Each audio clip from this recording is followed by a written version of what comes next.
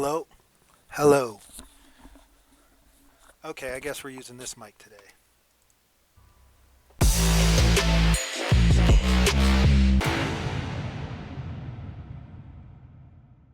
Hey everyone, we're back. Another episode of Timberborn, Neo Olympus. And a couple things before we get into this one. So, episode 19, which was the last one I uploaded whenever I got to because we are having an internet outage where I am. That's all good. I actually filmed that one, recorded that one in the middle of December. Yeah, it's about the middle of January. So I was really late getting that one out because the holidays, everything just got away from me. All the last three episodes I uploaded, I actually recorded in December. Time just got away from me because the holidays is always busy. And so it is cycle 32, day 3. We're bottlenecked. We're bottlenecked from gears and the smelter. Like, it's a huge bottleneck. And there's nothing I can do about it right now. One of the things is we don't have enough power. So, I want to get to bots because bots is the next logical step. But to do that, I have to do something with power. So I'm going to have to pivot. And I'm going to go over that a little bit more later. But I'm also trying to avoid a crisis because our water is dropping because we had back-to-back bad tides. And there wasn't that much fresh water. Hence, I am over here building emergency water pumps. And I'm trying to get that done as fast as can. And there is no one in these smelters. That's why. So, let's just get some guys out of there. And up, now we got people working over here. So now we'll get cranking on some things that resources that we dire need in order to finish everything, get this extract going, because we're going to need extract for bots as well. But we're going to really need power, a stable power. And so with that being said, I'm going to spend the next cycle stabilizing this colony and getting resources in preparation for our power source, power supply that we're going to build, which we're going to build it on this one right here. The reason being is I was getting set up for a very, very massive power supply over there, and it's not worth it right now. That's like a extremely large mega project. This one, I can start on this and get things done rather quickly because it won't take nearly as much. But I'll go over that power in a little bit after I get done with this. So I will try and figure all this out while I am trying to store resources. So this is my test world. This is where I was coming to do all of my testing to figure out which kind of power supply I wanted to do. And I'll just give you a quick rundown. So originally I was looking at like a single channel, and of course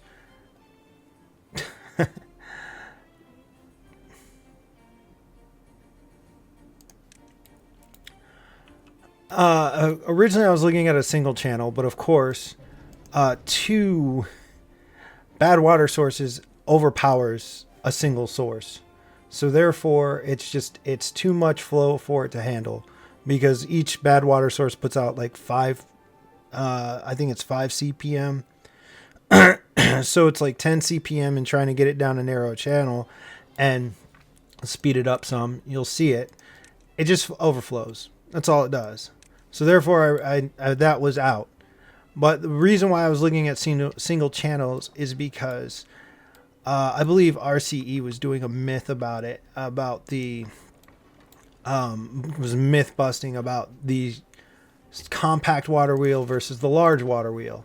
And in it, he was talking about how a compact water wheel is more efficient. So what I was doing was playing around with channels and paths and everything to try and figure out which water wheel setup I wanted to do. So this was a single channel large water wheel. And I believe, yes, it's all still connected. So while this is fairly compact, because I only put 3 wheels on each row just to test it out for the large ones. This one is 13,000. Oh, wow. Yeah, it's flowing at 13,000. The thing I think that went wrong with this one was, as you can see, I had to have excess flow because it just couldn't handle. It may be flowing very fast. It couldn't handle all of the pressure from it coming up. And while I like that power, I wanted something that was a little bit more reliable if I put it somewhere where I didn't want to be cleaning up extra bad water.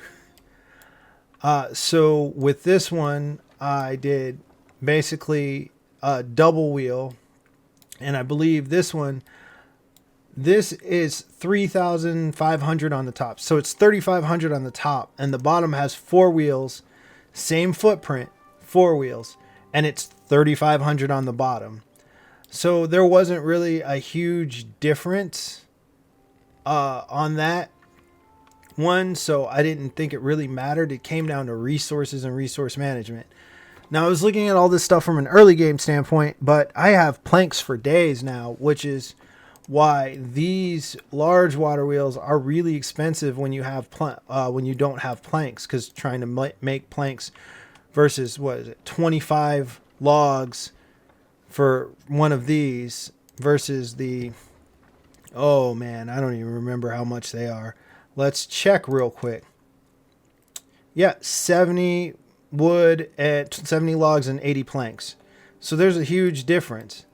So I was checking this one, and then I was checking this one. This is another where it has 3 rows and the entire supply of 3 rows, 3 sets. Basically, I think this was 36 water wheels. Or no, 36 is wrong because that's 18, 36. I can't do math right now. I'm sorry. 54 water wheels. So, it puts out 6,000. And then that was just one single level, which I thought was pretty good. And then I remembered making this one, and then I wanted to see just if the separation between the wheels made a difference.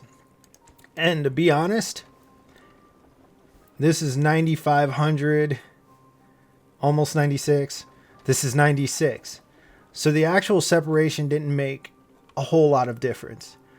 The one thing I will note is that I realized watching this throughout the day cycle, the water sources themselves actually have peak times where they pump just a little bit more, because I would see throughout the day that about midday this would spike to about 10, I think it was 10,000 RPMs or 10,000 horsepower, where this one was just a consistent 96.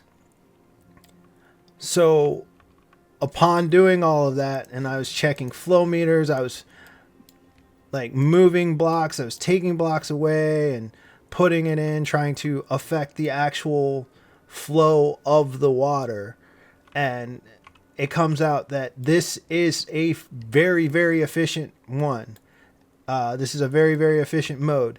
It's 6 across, which means it's one 6x1 overhang for each side. And if I want to duplicate this, I can just keep adding it a section at a time. So this is the one this was the winner after all of my testing. So if I create this in the world right now, this will give us 9,600 horsepower off the bat, which is a lot of horsepower to run a lot of stuff, including bot factories. And that is the biggest thing. I want a bot factory, but power, I'm not going to do it with engines. That is a huge resource of logs for engines. So this one is the winner, and so you'll see a similar design to this in the world. This is what I'm gonna build.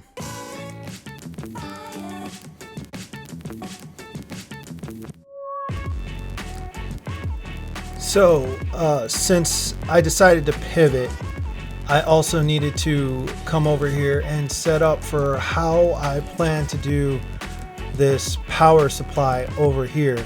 And basically I have to use dirt to build up around those two bad water sources.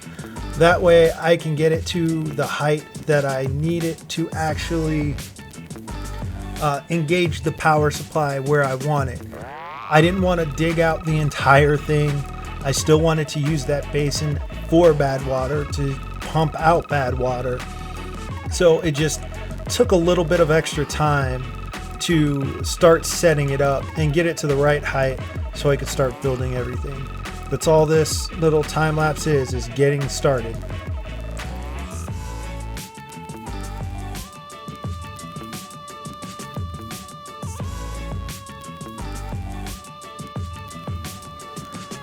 I also didn't realize when I started building this that the build height on this map does not feel like it goes up very high, and I'm about to experience that at some point later on, but you'll know it when you see it.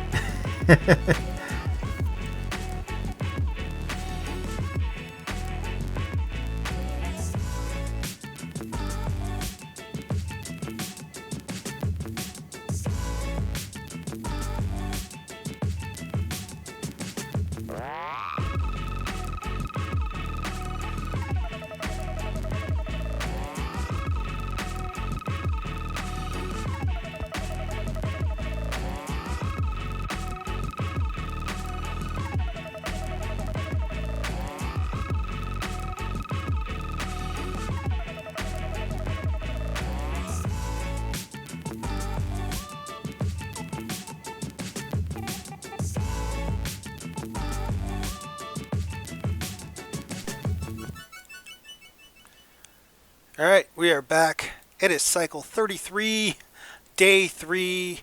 As you can see, our resources are starting to go up. Our food is actually higher than what it was, and our water is going back up. I even built more storage for wood, so we had more logs. The only downside I'm having right now is that my population was growing extremely fast, so I turned off a bunch of the breeding pods to try and stabilize it. Well, it stabilized lower than what I needed, so I don't have anyone running in the mine right now. I have a lot of I turned that off, so I'm trying to let my population stabilize out by slowly turning breeding pods back on, trying not to get too far ahead of each other of themselves. And we just got another drought notification. So last cycle was a drought, this cycle is also a drought, but I'm not as worried about it right now. Things are starting to look a little bit better on the front of maintaining water and good water in here, which somebody made a comment about it. It was a whole lot of, I was using a lot of resources putting this mine underwater instead of just keeping this empty. But the reason I wanted to put it underwater is so I could still fill this up, which, as you can see, it is filling up. I just need to put more of my water, move my water from over here to over here, because it's easier to keep this water a lot cleaner and be able to use it readily. So I will probably work on that as well while we are waiting for our resources to climb up some more. So I was just giving you a little progress report.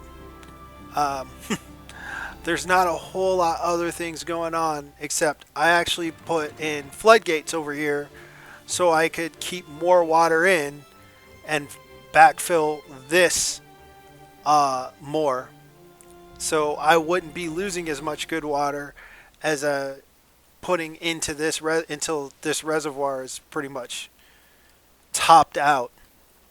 So I may actually go ahead and put some levees here so the water can't escape, and then it'll just close it. Yeah, I think I'm going to do that. I'm going to put, if I can remember which one it's under, I'm just going to throw some levees right here. Let's go even. So we'll throw some levees right there, and then that way they can go ahead and stairs. That way they can go ahead and this will be a self-contained reservoir, little self-contained reservoir, and using the natural landscape. And yeah, that should be good, because I have a feeling that this is going to be full.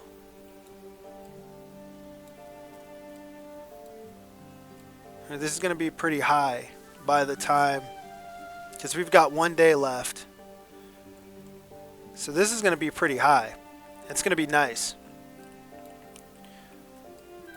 And yeah, like, I literally could have moved my district center at the very, very beginning of this to somewhere where I had more land to work with and I'd be able to irrigate more. But my vision is a city on the water, and I'm working towards it. So bear with me.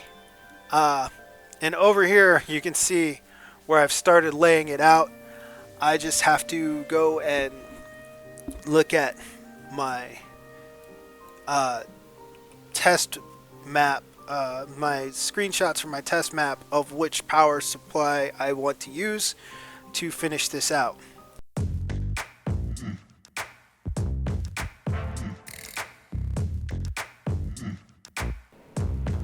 So here I am measuring out for the water sources that are down there, and I'm going to have to build for my bad water diversion system for this main basin that we are building our city on top of.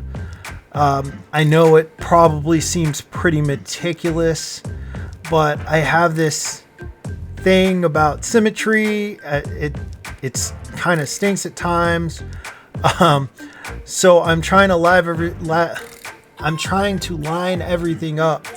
So when I look at it myself, it's not annoying to me. But at the same time, I actually planned on completely restructuring the basin and how it is, like its actual diameter, to make it an actual circle. I want it to be more man-made and not natural, because it's where our city's going to be. So that's going to involve a lot of terraforming later when I actually have clean water in there, or I'll have to send the bots on a deep dive maybe. I'm not sure, but that's part of the bad water diversion system that I'm working on right there, and you'll see it in its full glory later. Yep, thanks Armani.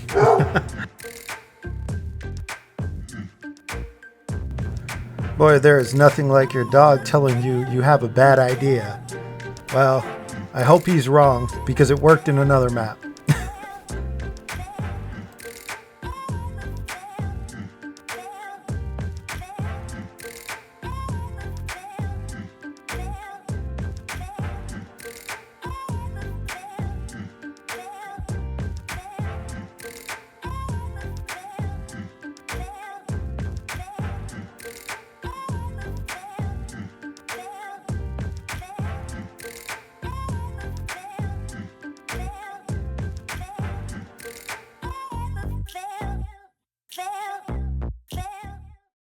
All right, well, time skip. It's cycle 37, day 17. If you noticed, I'm back on my normal mic, so the sound might seem different from the rest of this video. But they just about finished the first level. They're working on the second one. But in my thoughts of actually doing all this, since I have time, what I'm going to do is I'm actually going to tear out a lot of this to reclaim the wood and just fill it in with dirt. And since it all comes out to this part anyway, this part right here, I'm just going to fill all that in with dirt and reclaim some of that wood as I'm continuing on with this project. So with that being said, this is a long project, and I'm going to cut this video here. And I'm going to work on finishing this, and then when we come back, it'll be the moment of truth, because I'm going to set up all of our bot facilities to create bots and turn this into a thriving industrial area. So with that being said, I hope you've enjoyed this video. I'm probably going to go down to one video a week for this, because I'm recording for longer and longer trying to get something that's actually happening. And I may actually look at changing my editing techniques so I can fit more things into a video. I'm just not sure yet. It's just there's a lot of gameplay and editing to go into these videos now. So I will catch you guys in the next one. If you've watched all the way to this, just leave a comment. It helps me. I'll see you guys in the next video. Peace.